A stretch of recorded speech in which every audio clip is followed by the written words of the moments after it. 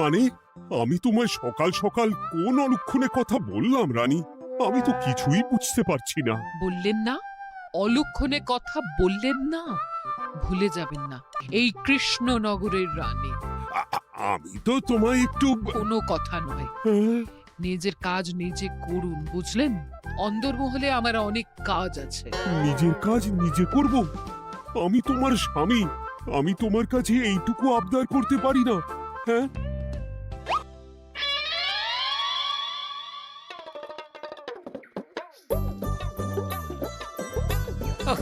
আজ গিন্নির সাথে বচসা করতে গিয়ে দেরি হয়ে গেল। মহারাজ আবার আমার দেরি দেখে রেগে না যান।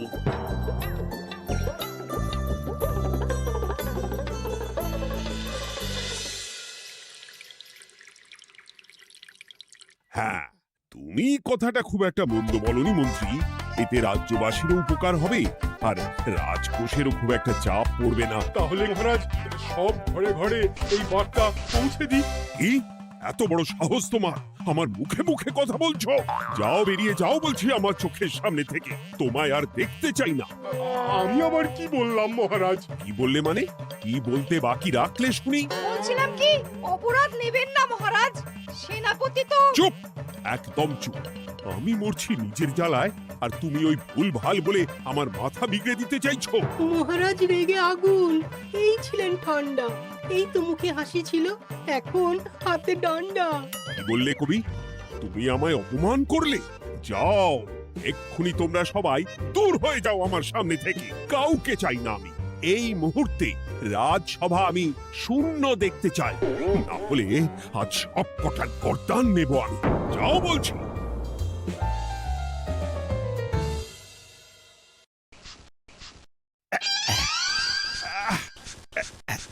আহা, একটু শান্তি হলো।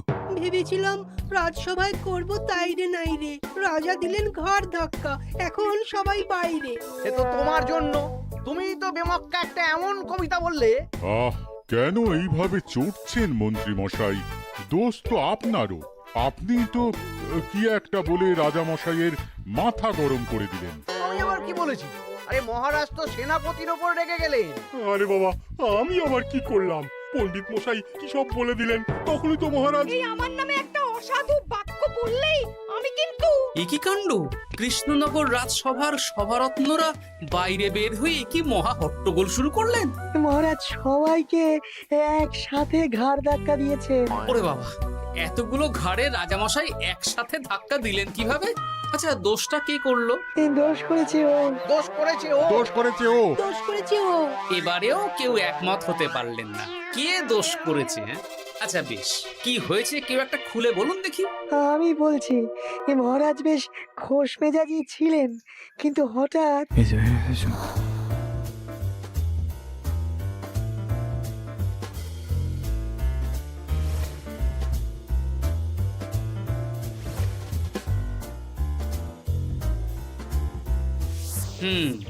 এই কাণ্ড! এ তো ভারী অদ্ভুত রোগ মনে হচ্ছে।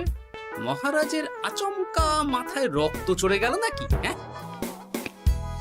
মহারাজ আপনাদের রাজসভায় ডেকেছেন। ওরে বাবা না, যাব না গো আমি, আমার কাছে আমার প্রাণ সবচেয়ে দামি। আমিও যাব না, নির্ঘাত মহারাজ গর্দান নিতেই ডাকছেন। আমিও যাব না গোপাল, আমারও প্রাণের বড় মায়া। আচ্ছা, এটা কি কোনো কথা হলো? হ্যাঁ, প্রাণের মায়া কার নেই বলুন তো? আর মহারাজ যে গর্দান নিতেই ডাকছেন তার কি কোনো মানে আছে? অন্য কারণও তো হতে পারে। তুমি কি করে বুঝলে? হ্যাঁ, বুঝতে পারিনি, তবে আন্দাজ করেছি। তোমাদের কথাতেই শুনলাম মহারাজ খোশ মেজাজেই ছিলেন, সহসা রেগে গেছেন। আবার যে সহসা খোশ মেজাজেই ফেরেননি, তাই কি বলা যায়? এটা তুমি বলনি তো বন্ধু, চলো সবে ফিরিয়ে আনি রাজসভার ছন্দ। আরে গোপাল, এসো এসো এসো। তা এত দেরি করলে কেন? বাকিরা কোথায়? তারা আসছেন মহারাজ। আপনি তাদের ডেকেছেন, তাদের ঘাড়ে কটা মাথা যে তারা আসবেন না। কিন্তু মহারাজ, আমি অন্য কথা ভাবছি। কি কথা গোপাল? আপনি নাকি সভায় আজ হঠাৎ সবার উপরে রেগে গিয়ে তাদের সভা থেকে বের করে দিয়েছেন মহারাজ। এ কি সত্যি মহারাজ? আরে না না গোপাল, মোটেও না। বলতে পারো আমি সবার সাথে একযোগে একটা রসিকতা করছিলাম। আমি দেখছিলাম সবাই আমার রসিকতা কেমন বুঝতে পারে। তাই নাকি? আসলে তুমি ছিলে না বলেই এরা কেউ আমার রসিকতা ধরতে পারেনি। এ কি সত্যি মহারাজ? আপনি সত্যি আমাদের উপর কোনো রাগ করেননি? হুম, এ কি এই সব কিছুই আপনার রসিকতা ছিল? ও মা, তাই নাকি মহারাজ? এই যে আপনি শুনিয়ে দিলেন কথা কড়া কড়া, সবকিছুই ছিল আসলে নিছক মজা করা। আহ, আবার যত সব বাজে বকছো তোমরা। এত কথা কেন? তোমরা কেউ আসলে মহারাজ কৃষ্ণচন্দ্রের রাজসভার যোগ্য নও। যাও, যাও, দূর হয়ে যাও। কিন্তু মহারাজ, এই যে আপনি বললেন। আহ, তুমি সবার আগে যাও তো। তুমি হলে সব নষ্টের গোড়া। যাও বলছি, আমার আর ভালো লাগছে না। যাও। জব বাবা।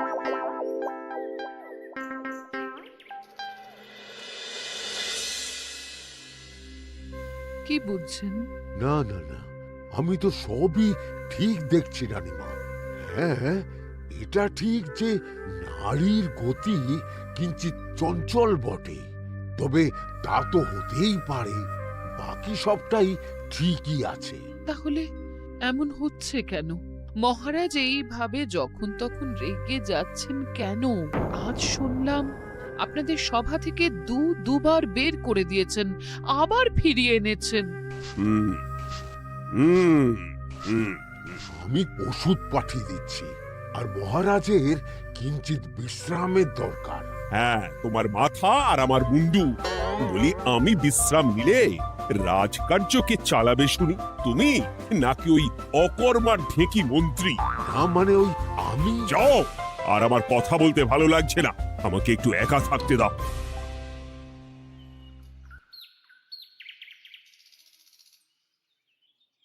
ব্যাপারটা কি বুঝলে গোপাল? রাজবৈদ্য তো মহারাজকে দেখতে রাজবাড়িতে গেছেন। কি মনে হয়? গতকালও আমি যখন বাগানে গেলাম,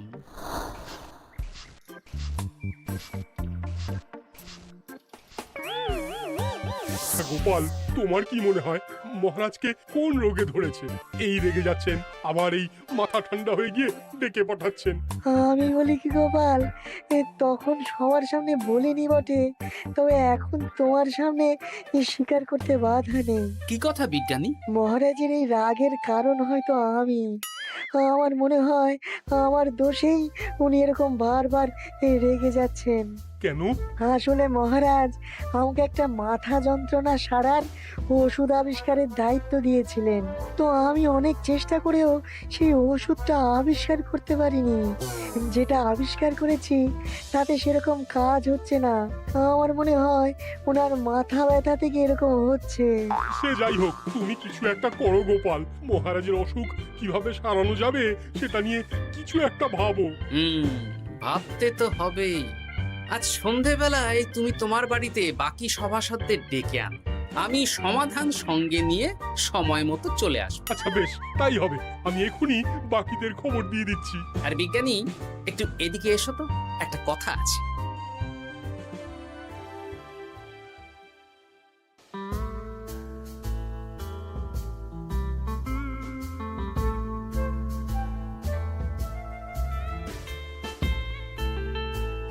গো, বলি এইভাবে ঘুরলে কি মহারাজের ব্যামো সেরে যাবে? তা সারবে না।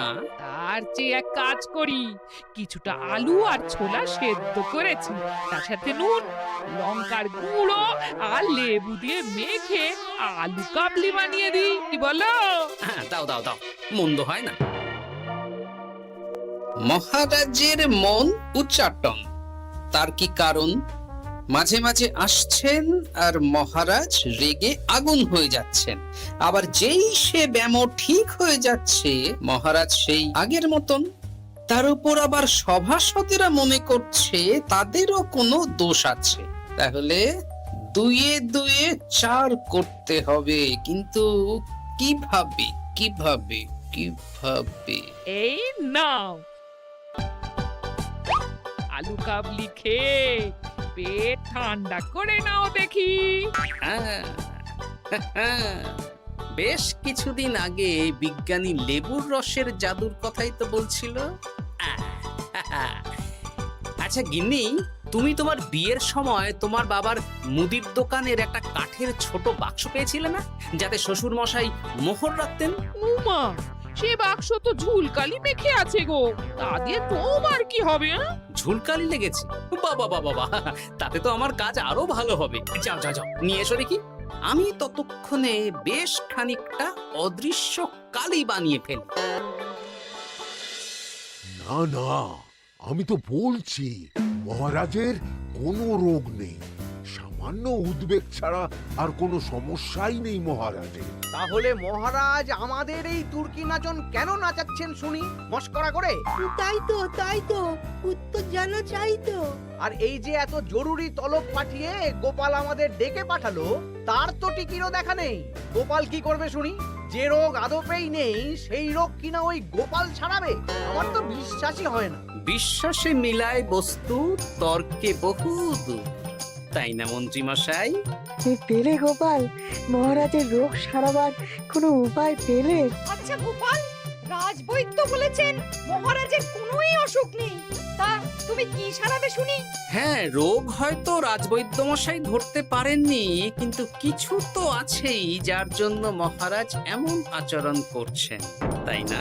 তা তুমি বলো না মহারাজ এমন কেন করছেন, আর কি তার সমাধান? এক এক করে বলি। আমি ভেবে দেখলাম এর জন্য আমরাই দায়ী। বলো কি? আমরা সবাই কোনো না কোনো সময়ই মহারাজের রাগের কারণ হয়েছি, তাকে আঘাত দিয়েছি, বিষণ্ণ করেছি। ইচ্ছে করে করিনি হয়তো, কিন্তু করেছি। আর মহারাজ সেই সব কথা বুকে চাপা দিয়ে রেখেছেন। তুমি বলতে চাইছো অতীতে সেই সব ভুলের কারণেই মহারাজ এমন করছেন? আমার তো তাই মনে হয় সেনাপতি। আচ্ছা আচ্ছা, তর্কের খাতিরে যদি তাই ধরে নি, তাহলে এখন আমাদের কি করণীয়? আমরা তো কাল যন্ত্রে চেপে অতীতে ফিরে যেতে পারবো না যে সেই সব ভুলগুলো শুধরে দেব। তা হয়তো হবে না, কিন্তু কিংকর্তব্য বিমূঢ় বাবার আদেশ যদি মানি, তাহলে এই সমস্যার সমাধান সম্ভব মন্ত্রী মশাই। কি বললে?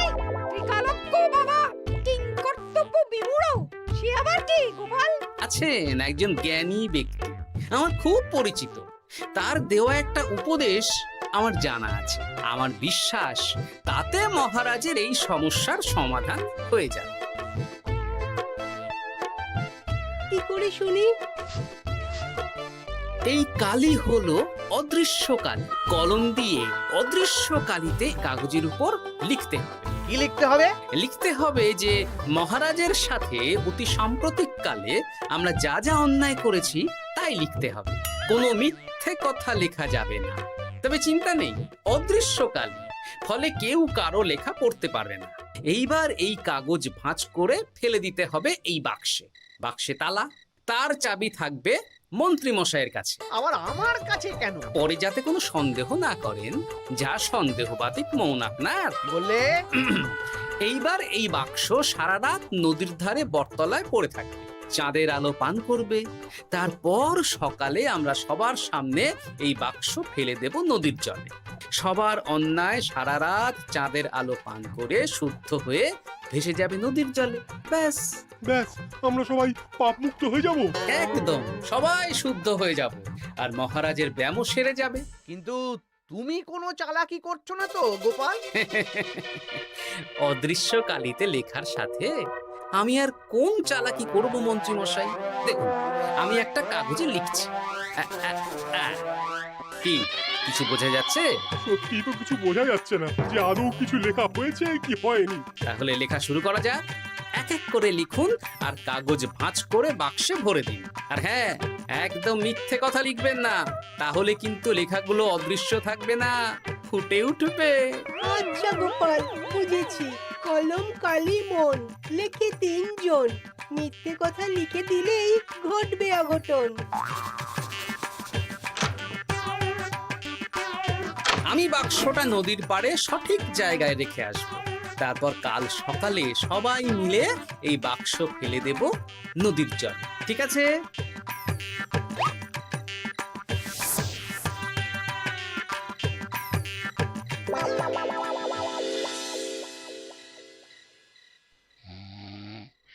কথায় আছে, মনে যা আসে বলে যাও, ভুলেও লিখো না, তাহলেই বিপদে পড়বে। এদিকে কেমন সবাই নিজের নিজের দোষ লিখে বাক্সে ফেলে দিয়েছে।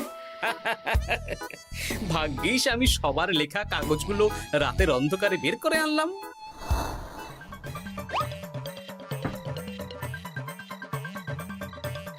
এইবার এই কাগজগুলো ঢুকিয়ে দিলেই কেল্লা ফতে।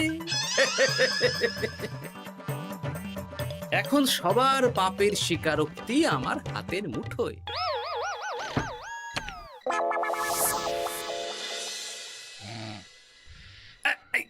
আরে, ও মা গো, ও বাবা গো, বলি নাক ডেকে তো ঘুমোচ্ছ, আর পিঠটা একটু চুলকিয়ে দাও দেখি। ধুত্তারি, এই জন্যই তো মাথাটা যায় গরম হয়ে। আরে, এই সহজ ব্যাপারটাই তো আমি বুঝতে পারিনি। মহারাজের অসুখ তাহলে এই।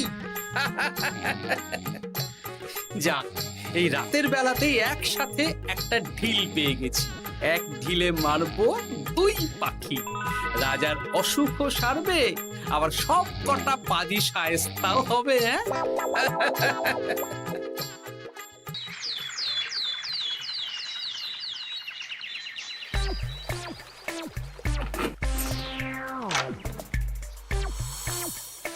কি এইবার শান্তি হয়েছে তো মন্ত্রী মশাই? যেমন অদৃশ্য লেখা ছিল সেরকমই আছে তো? কিন্তু এতে কি মহারাজের রোগ সেরে যাবে? যাবে না মানে? মনে করুন সেরে গেছে।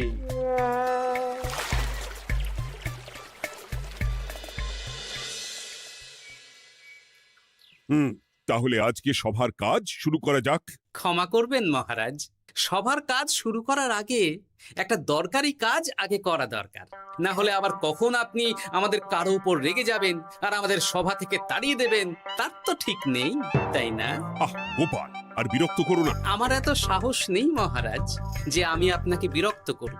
আমি তো জানি নিজের পিঠ যখন নিজে চুলকোনো যায় না, আর কেউ থাকে না সেই পিঠ চুলকিয়ে দেবার মতো, তখন কিরকম বিরক্তি জেগে ওঠে, তাই না মহারাজ? এ কি গোপাল, তুমি এত কিছু কি করে জানো? জানাই তো আমার কাজ মহারাজ। আর এও জানি যে আপনার এই বিরক্তির পেছনে সভাসদগণের ভূমিকা ঠিক কি। তার মধ্যে তুমিও আছো গোপাল, তাই না? আছি, পুরো মাত্রায় আছি মহারাজ। তবে হ্যাঁ, আমি কিন্তু তাই বলে রাজকোষের হিসেবে গোলমাল করে মহারাজের কোপের কারণ হইনি মন্ত্রী মশাই। এটা কি গোপাল আন্দাজে বলছে? না হলে কাল অদৃশ্য কালিতে আমি কি লিখেছি সেটা জানলো কি করে? আমি যা লিখেছি সেটাও কি গোপাল পড়ে ফেলেছে নাকি? যাকে পড়লেই বাকি, সব লেখা তো ওই নদীর জলে ভেসে গেছে। আমি যে লিখেছি তার প্রমাণ কি? তবে আর চিন্তা নেই মহারাজ, সমস্যার সমাধান হয়ে গেছে। এখন থেকে আপনি যতক্ষণ রাজসভায় থাকবেন, প্রথমে মন্ত্রী মশাই, তারপর পণ্ডিত মশাই, আর তারপর রাজবৈদ্য পালা করে আপনার পিঠ চুলকে দেবে। কেন আমি কেন চুলকে দেবো? না দিলে যে আপনার কপালে অনেক বড় শাস্তি ঝুলছে মন্ত্রী মশাই।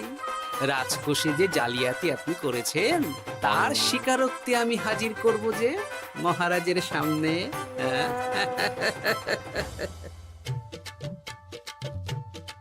এই নিন মহারাজ, মন্ত্রী মশাইয়ের পাপের স্বীকারোক্তি। আপনি আগে মন্ত্রী মশাইয়ের লেখাটা পড়ুন, তারপর একে একে সকলের স্বীকারোক্তি দিচ্ছি। এ কি মন্ত্রী, তুমি রাজকোষ থেকে 500 মোহর চুরি করেছো, আর তার বদলে সেই হিসেব তুমি পুকুর পাড় বাঁধানোর খরচ হিসেবে দেখিয়েছো। এই সেরেছি, এটা ফুটে উঠলো কি করে? সে অনেক কাণ্ড মন্ত্রী মশাই, বাকিদের সবারটাই আছে, এত জেনে কাজ কি? না না, জানতে তো হবেই। তাহলে শুনুন, এই অদৃশ্য কালি আসলে লেবুর রস। গতকাল রাতে আমি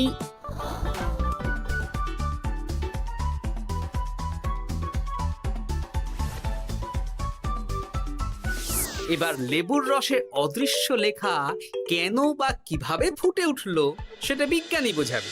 লেবুর রসে লেখা আগুনের তাপে ধরলে ফুটে ওঠে, কারণ লেবুর রসে থাকা অম্ল কাগজের সাথে থাকা শ্বেতসারের সাথে বিক্রিয়া করে এবং তাপ পেলে সেই বিক্রিয়া দ্রুত হয়ে কাগজের শ্বেতসার রাসায়নিকভাবে পরিবর্তিত হয়ে গাঢ় রং ধারণ করে। অনেক দিন আগে বিজ্ঞানীর কাছে ব্যাপারটা জেনেছিলাম, আজ কাজে করে দেখালাম। এবার মন্ত্রী মশাই দেখুন, মহারাজের সেবা করা ভালো না তার বদলে চাবুক খাওয়া ভালো?